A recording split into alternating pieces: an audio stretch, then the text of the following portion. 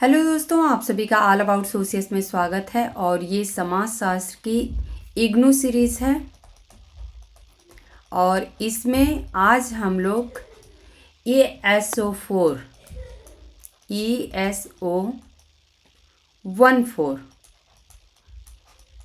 जो ESO 14 है, ये समाज और स्तरीकरण करके बुक है और इसका पार्ट 4 यानी चौथी बुक हम लोग डिस्कस करने जा रहे हैं। ऑलरेडी हम लोग 3 बुक इसका डिस्कस कर चुके हैं।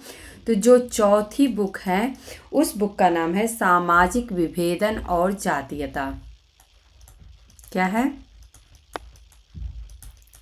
सामाजिक विभेदन और जातीयता। इसमें आज हम लोग, जैसा कि आप लोग टॉपिक देख रहे हैं, पहला जो चैप्टर है इसका वो है भेदभाव के आधार के रूप में सामाजिक लिंग सोच। यानी जिसे आप सभी को पता है, सामाजिक लिंग सोच को हम लोग क्या कहते हैं? जेंडर कहते हैं। जो सेक्स होता है वो क्या होता है? वो जैविकीय होता है। लेकिन जो सामाजिक लिंग सोच होता है, यानी हम अपने समाज में जो कैटेगराइज कर दिए हैं पुरुषों और महिलाओं की क्या भूमिकाएं होती हैं, समाज के द्वारा जो भूमिकाएं डिवाइड करके, और ऐसा हमने अपनी मानसिकता बना दी है कि महिला जो है वो ऐसी ही होती है, उसे ये करना चाहिए, पुरुष जो है वो ऐसा होता है, उसे वो करना चाहिए। तो ये हमारा जेंडर होता है।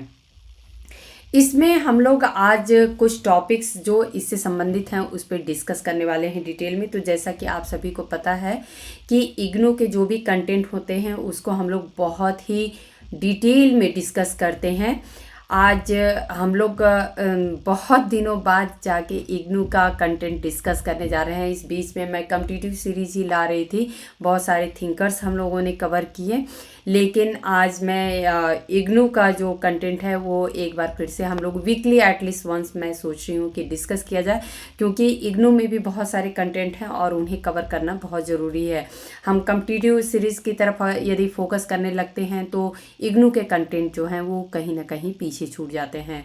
तो आज हम लोग ESO 14 का जो चौथा बुक है जिसका नाम सामाजिक विभेदन और जातीयता है, इस पे पहला चैप्टर जो है भेदभाव के आधार के रूप में सामाजिक लिंग सोच अर्थात जेंडर की क्या भूमिका होती है, इस पे हम लोग आज डिस्कस करने वाले हैं। तो जैसा कि हम सभी को पता है कि हर मनुष्य जो है वो लिंग से या तो स्त्री होता है या पुरुष होता है, और अपने सामाजिक व्यवहार में व्यक्ति जो हिस्सा लेता है उसे ही हम भूमिका कहते हैं कि हमको किस तरीके से समाज के साथ या लोगों के साथ इंटरेक्ट होना है, व्यवहार करना है, तो यही भूमिका कहलाती है। इस प्रकार यदि हम देखें तो महिला और पुरुष जो होते हैं वो दोनों भिन्न भिन्न भूमिकाएं अदा करते हैं। लिंग जन्य भूमिका जो होती है वह भूमिका होती है जो कि अपने लिंग के कारण हम अदा करते हैं। अगर स्त्रीलिंग है तो उसके कारण जो भूमिका अदा की जाती है वो अलग होगी। जो कि पुल्लिंग होते हैं या पुरुष हैं उनके जो भूमिकाएं होती हैं वो समाज में अलग होती है। पुरुष प्रधान समाज में पुरुषों की भूमिकाओं को ऊंचा दर्जा या प्रतिष्ठा मिलता है, यह हम सभी को पता है। वहीं पे महिलाएं जो भी करती हैं उसे हे दृष्टि से देखा जाता है। ये मैं नहीं कह रही हूँ, ये सारे के सारे कंटेंट जो हैं वो इग्नू के ही बुक में दिए गए हैं और उसी को मैं आप लोगों को जस्ट डिस्क्राइब कर रही हूँ।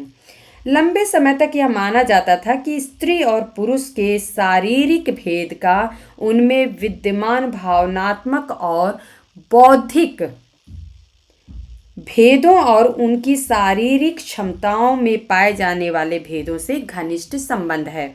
इसका क्या अर्थ निकलता है? तो लंबे समय से ये माना जाता रहा है कि जो स्त्री होती है उसकी शारीरिक संरचना जो होती है वो अलग तरीके की होती है, बनावट होती है।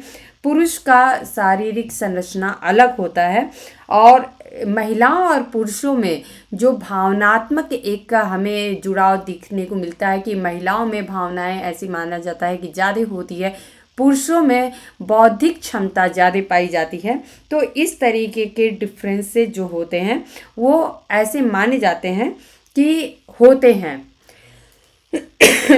सॉरी। तो इसी प्रकार से हम ये भी देखेंगे कि हमारी जो संस्कृतियां होती हैं अलग अलग जगह की, उसमें पुरुषों और महिलाओं को उन्हीं संस्कृति के हिसाब से उन्हें कार्य भी सौंप दिया जाता था। उन्हें ये सोच के दिया जाता था कि किसकी शारीरिक क्षमता कैसी है, उसी के अनुसार उनको ये कार्य करना है। इस बुक में ये भी कहा गया है कि पितृसत्ता का जो अर्थ होता है वो ये है कि पुरुषों की हित की साधना करना होता है। तो लिंग जन्य भूमिकाओं का विभाजन जो है वो कुछ इस तरह से किया गया है कि उसमें पुरुषों का दायित्व जो है वो उत्पादन करना, तो महिलाओं का दायित्व जो है वो प्रजनन करना हो। तो जैसे अगर कोई पुरुष है तो ये उत्पादन कार्य में संलग्न होगा, वहीं पे अगर कोई महिला है तो वो प्रजनन कार्य में अपनी भूमिका निभाती है। स्त्री अपने घर में जो अवैतनिक अर्थात उसे वेतन नहीं दिया जाता है, अनदेखा कामकाज करती है, उसे पुरुषों द्वारा घर से बाहर किए जाने वाले कार्य से तुच्छ समझा जाता है, या फिर ऐसा माना जाता है कि ये काम क्या है, कोई भी कर लेता है, तो इस काम की वैल्यू नहीं दी जाती है जो महिलाएं घर में करती हैं। महिलाओं को जो है वो काफ़ी हद तक देखा जाए तो असुरक्षित और कमज़ोर भी माना जाता है। इसीलिए कई समाजों में उन पर कई प्रकार की अंकुश भी लगाए जाते हैं कि तुम यहाँ नहीं जा सकती हो, इनसे बात नहीं कर सकती हो, इनके सामने ऐसे नहीं रह सकती हो। तो इस तरीके के बहुत सारे अंकुश भी लगाए जाते हैं और उनमें प्रचलित रस्मों और जो वर्जनाएं होती हैं या निषेध होते हैं को उनके जीवन में जैविक घटनाओं से जोड़कर देखा जाता है। तो इस तरीके से कोरिलेट करके हम देखेंगे कि महिलाओं की भूमिका और पुरुषों की भूमिका को बांट दिया जाता है। अब यहाँ पे हम लोग ये समझेंगे कि लिंग जन्य भूमिका संबंधी कुछ सिद्धांत बनाए गए हैं।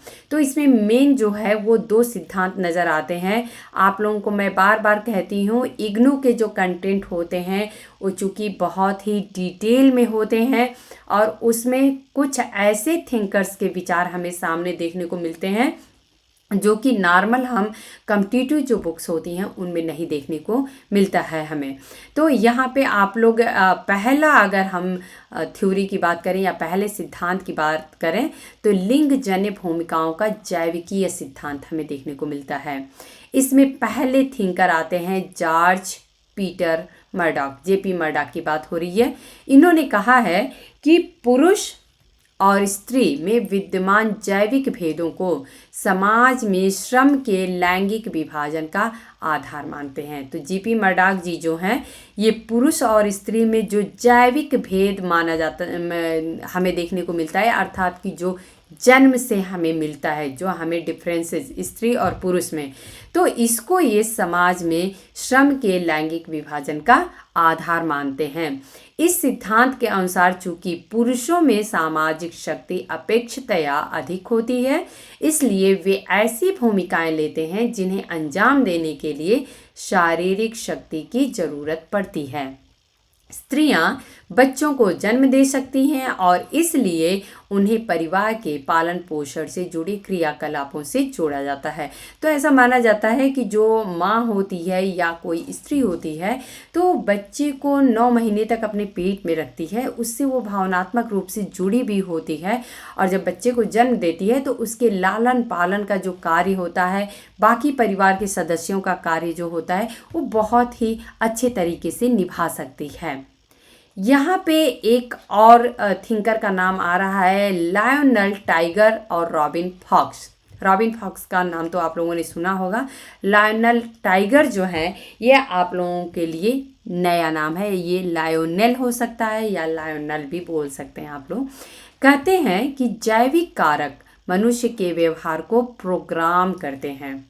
ये आप लोग को एक न्यू की टर्म मिल रहा है, ये आप लोग ध्यान रखिएगा कि किसने कहा है कि जो जैविक कारक होते हैं वो मनुष्य के व्यवहार को प्रोग्राम करते हैं, यानी उसकी रूपरेखा को तय करते हैं। जो जैविक कारक होते हैं यानी जो जन्म के साथ ही हमें जो शारीरिक संरचनाएं मिलती हैं जो हमारी एक जैविक रूप से या प्राकृतिक रूप से हमारी जो स्ट्रक्चर होती है बॉडी की, तो ये हमारी रूपरेखा तय करती है कि हमें किस प्रकार से कार्य करना चाहिए। हालांकि सांस्कृतिक भिन्नताएं अवश्य हो सकती हैं, ऐसा ये मानते हैं। इसे दोनों विद्वान जो हैं वो ह्यूमन बायोग्रामर की संज्ञा देते हैं। तो यहाँ पे एक फैक्ट आप लोगों को मिल रहा है, मैं ये दावे से कह सकती हूँ कि जो भी कॉम्पिटिटिव बुक होती हैं उनमें इस टाइप के क्वेश्चन आप लोगों को नहीं मिलते हैं। अभी अगर क्वेश्चन ये पूछ दिया जाए कि ह्यूमन बायोग्रामर की कल्पना किस विचारक के द्वारा की गई थी, तो ये आप लोगों को बाहर की जो भी अदर कॉम्पिटिटिव बुक हैं उसमें नहीं मिलेगी। इसी तरीके के क्वेश्चन जो होते हैं वो इग्नू के किताबों से खोज के और पूछ दिए जाते हैं। तो इसे ही दोनों विद्वान जो हैं वो ह्यूमन बायोग्रामर की संज्ञा देते हैं, जिसे मानव जैव योजना भी कहते हैं। उनके अनुसार स्त्री और पुरुष के बायोग्रामर में कुछ फर्क होता है। यानी कि जैसा कि आप लोग यहीं पे समझ चुके हैं कि जो जैविक कारक होता है ये मनुष्य के व्यवहार को प्रोग्राम करते हैं। यानी किस प्रकार हमारी सामाजिक संरचना शारीरिक संरचना है, प्रकृति से जो हमें मिला है वो किस प्रकार से हमें मिली है, उसी के अनुसार हमारे व्यवहार को प्रोग्राम करते हैं। और इसी को इन्होंने ह्यूमन बायोग्रामर कहा है। ओके, यहाँ पे आप सॉरी, थोड़ी कोल्ड का असर है तो खांसी भी बीच बीच में आ जा रही है, इसके लिए मैं माफ़ी चाहती हूँ। अमेरिकी समाजशास्त्री very very important thinker टालकट Parsons ने भी कुछ कहा है, इसके बारे में हम लोग समझेंगे। तो इन्होंने कहा कि परिवार में स्त्री की भूमिका को अभिव्यक्तिपरक मानते हैं। ये की टर्म है, आप लोग ध्यान रखिएगा। जो शिशु के समाजीकरण के लिए जरूरी भावनात्मक सहारा और ऊष्मा प्रदान करती है। दूसरी ओर पुरुष की भूमिका को समाज के जीविकोपार्जक के रूप में साधक माना जाता है। ये दोनों अभिव्यक्तिपरक और साधक भूमिकाएं समाज के लिए अनिवार्य और एक दूसरे की पूरक है।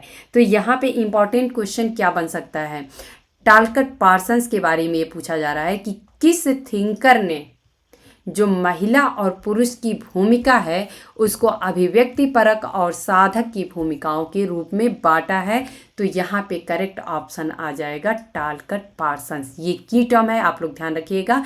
महिलाओं के लिए इन्होंने अभिव्यक्तिपरक कहा है और वहीं पे पुरुषों के लिए साधक की भूमिकाओं की बात की है। लिंग जन्य भूमिकाओं का समाजशास्त्रीय सिद्धांत क्या होता है ये हम लोग समझेंगे।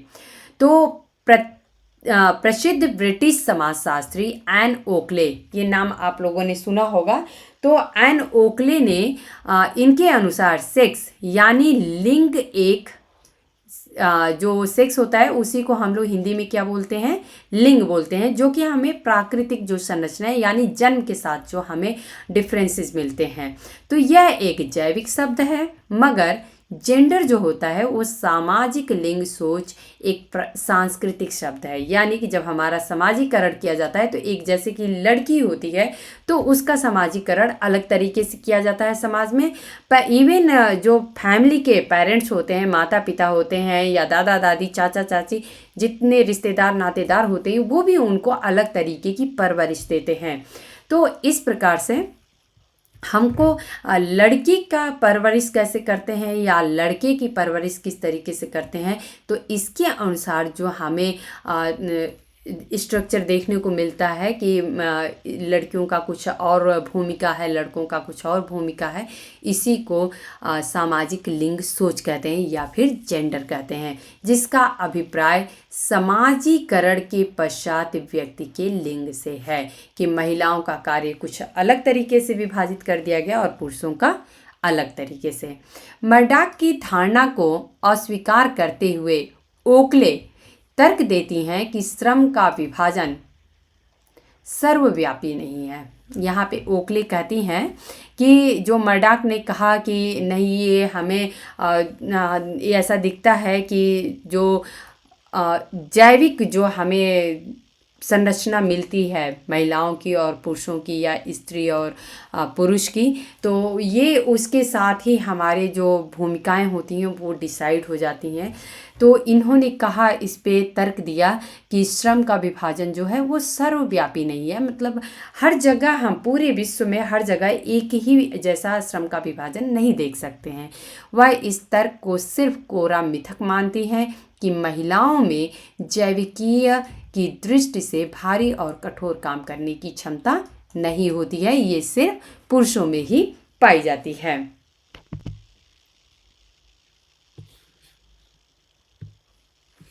उनका कहना है कि माँ के रोजगार करने से, ओकले ये तर्क देती हैं कि माँ के रोजगार करने से बच्चे के विकास पर कोई दुष्प्रभाव नहीं पड़ता है।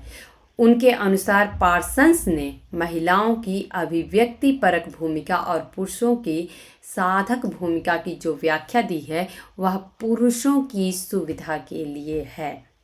समाजशास्त्र के प्रवर्तक सदस्यों में से एक इमाइल दुर्खीम, जिनको अगर हम कहें तो एकेडमिक फर्स्ट प्रोफेसर हम मानते हैं, और समाजशास्त्र के अगर हम बात करें ऑगस्ट काम्टे के, तो ये जो संस्थापक सदस्य थे उनमें एक इमाइल दुर्खीम भी हैं।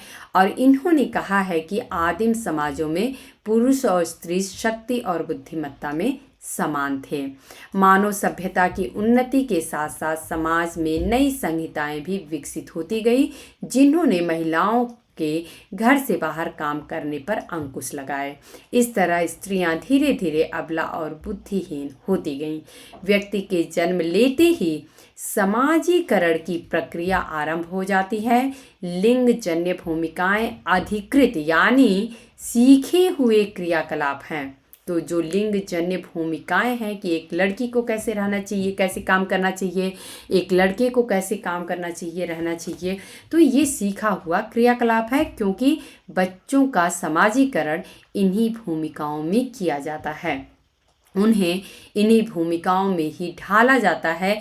इसलिए लिंग जन्य भूमिका अर्थात जिसे हम जेंडर कहते हैं का आवंटन एक विशिष्ट क्रिया है जो असल में अधिगत व्यवहार है, अर्थात सीखा हुआ, अधिग्रहण किया हुआ व्यवहार है। महिलाओं को सदियों से निष्क्रिय भूमिकाओं में ढाला गया है, उनका समाजीकरण किया गया है।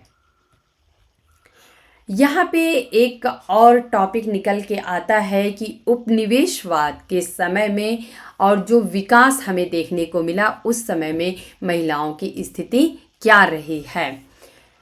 औपनिवेशिक काल से पहले महिलाओं को आर्थिक और राजनीतिक निर्णय के जो पद स्थान हासिल थे उनसे उन्हें हटा दिया गया है। तो पहले अगर हम औपनिवेशिक काल से पहले की स्थिति देखें तो महिलाएं भी आर्थिक और राजनीतिक जो भागीदारी थी उसमें काफ़ी हद तक बढ़ चढ़ के हिस्सा लेती थी, ऐसा माना जाता है। लेकिन औपनिवेशिक काल जब आया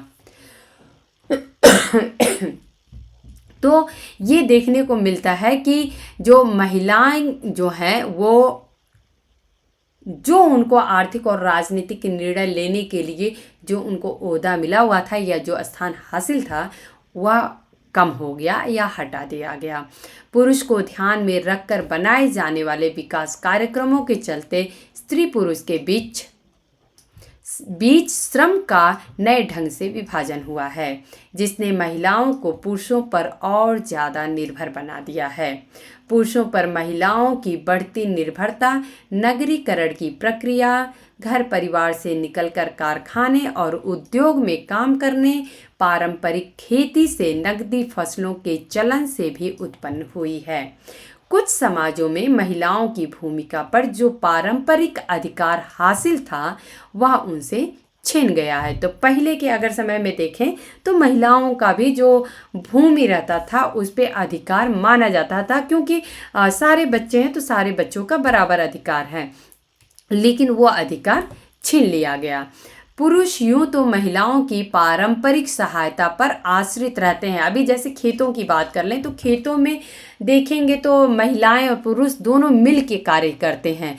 फसल उगाई जाती है, काटी जाती है, और जब नगदी फसल बेचने की बात आती है तो ऐसे समय में जो पूरी आमदनी होता है इस पे जो पुरुष होता है वो अपना अधिकार ज़्यादा जमाता है। महिलाओं पर विकास का क्या प्रभाव देखने को मिला। तो जो महिलाएं हैं, तो जो विकास हमें पूरे विश्व में एक डेवलपमेंट देखने को मिला, तो इस विकास का महिलाओं पर क्या प्रभाव रहा ये हम लोग समझेंगे। तो यहाँ पे भारतीय जनसांख्यिकविदों ने घटते स्त्री पुरुष अनुपात को समझने के लिए कई अनुमान रखे हैं, जिनके अनुसार इसके निम्न 5 कारक बताए जाते हैं। ये 5 कारक क्या हैं ये भी हम लोग समझेंगे। तो ऐसा माना जाता है कि आज के समय में भी चूँकि काफ़ी डेवलपमेंट काफ़ी एक अच्छी स्टेज में आ चुका है, हर जगह देखें तो डेवलपमेंट की ही बात होती है, विकास की बात होती है, लेकिन उसके बावजूद भी स्त्री पुरुष अनुपात जो है वो काफ़ी ज़्यादा अंतर क्यों दिखाई देता है, आखिर इसके पीछे रीज़न क्या है। तो यहाँ पे 5 कारक जनसांख्यिकविदों ने बताया है। पहला इन्होंने बताया कि भारतीय जनगणना जो होती है उसमें स्त्रियों की संख्या अधूरी बताई जाती है। दूसरा इन्होंने कहा कि महिलाओं में सामान्य मृत्यु दर जो है वो पुरुषों से अधिक है। तीसरा पॉइंट इन्होंने कहा कि भारतीय परिवारों में पुत्रों को अधिक महत्व दिया जाता है। तो जो भारतीय हमें फैमिली स्ट्रक्चर देखने को मिलता है, इसमें जो पुत्र होता है, अगर किसी के घर में पुत्र होता है तो ज़्यादा एक कहते हैं कि ऊंचा ओहदा दिया जाता है उस घर की महिला को कि जिसका पुत्र होता है, और उस समाज में भी उसको ज़्यादा महत्व दिया जाता है, जिसके फलस्वरूप मादा शिशुओं की उपेक्षा का शिकार होना पड़ता है।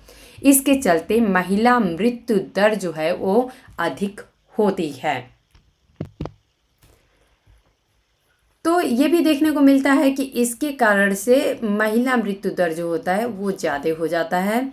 चौथा इन्होंने कहा कि बारंबार और अत्यधिक संतानोत्पत्ति का महिलाओं के स्वास्थ्य पर बुरा असर पड़ता है। यहाँ पे एक बात मैं और ऐड करना चाहूँगी कि आप लोगों को ये लग रहा होगा कि आज के समय में कहाँ ज़्यादा बच्चे होते हैं। ये जब हम ये चौथे पॉइंट को देख रहे हैं कि बारंबार और अत्यधिक संतानोत्पत्ति जो होता है ये महिलाओं के स्वास्थ्य पर बुरा असर पड़ता है, तो हम अगर ऐसा सोचते हैं कि आजकल के हम जिस सोसाइटी में रहते हैं हम यही देखते हैं कि बहुत है 1 या 2 बच्चे होते हैं, इससे ज़्यादा बच्चे कौन करता है, क्योंकि उनको उनकी परवरिश भी करनी होती है। लेकिन हमें ये समझना पड़ेगा कि जिस भारत की बात हम लोग कर रहे हैं उस भारत की 60% आबादी जो है, अगर हम ये कहें मैक्सिमम मान लेते हैं कि 40% भी अगर आबादी शहरों में रह रही हो तो 60% आबादी जो है वो आज भी ग्रामीण क्षेत्रों में होती है। और ऐसे सिचुएशन में हम ये देखते हैं कि जो ग्रामीण क्षेत्र में स्थिति है वहाँ पे जो लड़के होते हैं या पुत्र होते हैं उनको ज़्यादा महत्व दिया जाता है। इसके कारण आप लोग बहुत ऐसे परिवार देखेंगे जिसमें कई लड़कियां हो जाती हैं सिर्फ इसलिए कि एक पुत्र हो जाए। तो हम ये देखते हैं कि आज भी स्थिति कुछ बहुत ज़्यादा अच्छी नहीं कहेंगे। हम जिस सोसाइटी को देख रहे हैं वो ये देखते हैं कि वो काफ़ी पढ़े लिखे लोग हैं, और इवन हम ये नहीं कह सकते हैं कि पढ़े लिखे लोग, जो पढ़े लिखे लोग हैं उनके में भी ये कहीं ना कहीं भावना छुपी रहती है कि हमारा एक पुत्र हो जाए। तो ये जो माहौल देखने को मिलता है कि बारंबार और अत्यधिक संतानोत्पत्ति का महिलाओं के स्वास्थ्य पर बुरा असर पड़ता है, तो हम सिर्फ इसको इसी से नहीं बल्कि आप लोग ये भी सोचिए कि बहुत बार होता है कि लोग डायरेक्टली इनडायरेक्टली जो एक गर्भपात भी होता है, लोग पहले से ही पता लगवाते हैं कि हाँ ये क्या है, लड़की है लड़का है, अगर लड़की होती है तो गर्भपात करवा देते हैं, तो उससे भी महिलाओं के स्वास्थ्य पे बहुत बुरा प्रभाव पड़ता है। सॉरी। अगला पॉइंट है कि कुछ बीमारियां जो होती हैं वो महिलाओं में अधिक होती है। तो महिलाओं को हम अगर समझने की कोशिश करें तो हम ये समझेंगे कि महिलाओं की जो एक जैविक बनावट है। तो इसमें क्या होता है कि समय समय से बहुत सारे बॉडी में चेंजेस आते हैं। इसके साथ हम ये भी देखेंगे कि उनकी बहुत सारे हार्मोनल डिसबैलेंस भी होते हैं। उनको बहुत ज़्यादा संतुलित एक ये कहें कि टेंशन ज़्यादा नहीं लेना, या एक अच्छी डाइट उनकी होनी चाहिए, अच्छी उनको आहार मिलना चाहिए, संतुलित पोषण मिलना चाहिए।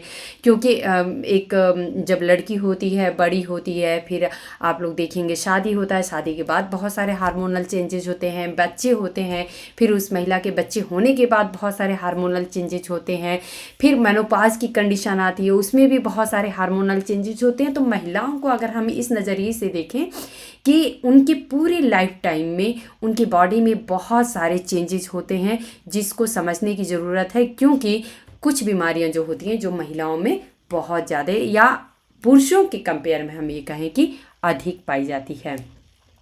तो महिलाओं पे जो विकास रहा है उसका क्या प्रभाव देखने को मिला है, इसके पीछे कुछ कारण ऐसे बताए गए हैं।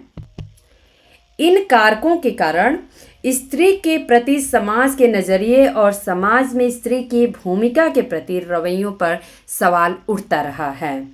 और इससे हम यह निष्कर्ष अवश्य निकाल सकते हैं कि भारत समेत अनेक देशों में लोगों में बेटों के प्रति जो अधिक चाह दिखाई देती है, उसके मूल में समाज में महिलाओं और बेटियों की निम्न स्थिति ही है।